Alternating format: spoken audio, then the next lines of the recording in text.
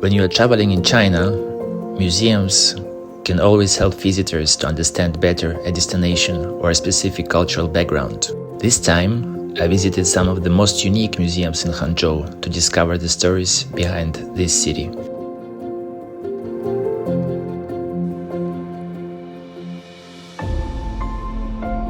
Hangzhou is the southern terminus of the Grand Canal and has been one of China's most renowned and prosperous cities.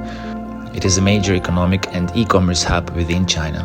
It is one of the 7 ancient capitals of China, and in the late 13th century was described by Italian traveler Marco Polo as the finest and the noblest city in the world. I want to start my journey from the Liangzhu Culture Museum and learn more about Hangzhou ancient history and culture.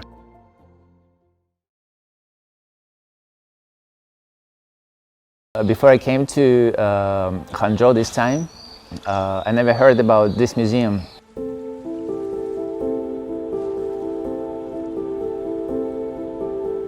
And I was very surprised to see such a beautiful building that was designed by an international architect. The Liangzhu culture was the last Neolithic jade culture in the Yangtze River Delta of China. It boasts some of the earliest recorded evidence of Chinese civilization.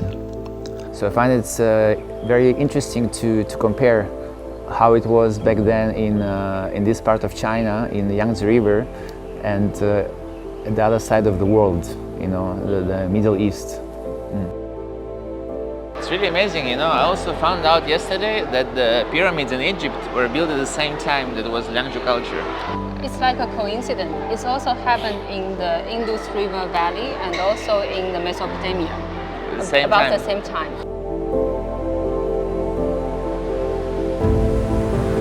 Liangzhu Museum introducing the fascinating story that took place here a few thousand years ago. It was about how Liangzhu people, they live and how they ate. The Liangzhu culture was very rich culture and very advanced to those times. And also the agriculture back then was very well developed for those times. And we know that Chinese, they love rice a lot. And 5,000 years ago, there were a lot of rice stored in the Liangzhu ancient city. And over here we have the fruits and vegetables that Liangzhu people ate. And some of them is very similar to today's diet. This is what I say, the kind of language, the kind of early literature they used to communicate.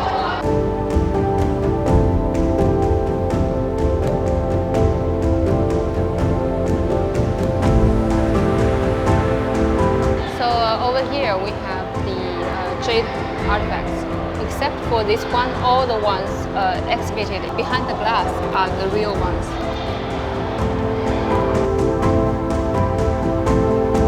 I like 2 things. One thing is that this museum, I think it can be suitable for both adults and kids. So I think it's suitable for all generations. 我想问你一个问题，你们在学校会学到这个Liangzhu吗？在书里面学吗？学多吗？我们老师拓展过。哦，是这样。对。好，谢谢，拜拜。So I find it quite amazing that young generation is going to see this museum, and this museum is very well adjusted to the needs. So the museum, the experience in the museum is very unique because of its design and because of also how the pavilions are built. So each pavilion represents different parts of the culture. So there is AR experience, there is a place you can watch a movie. The most advanced museum, probably it's also one of the advanced in China, actually presents a very ancient culture.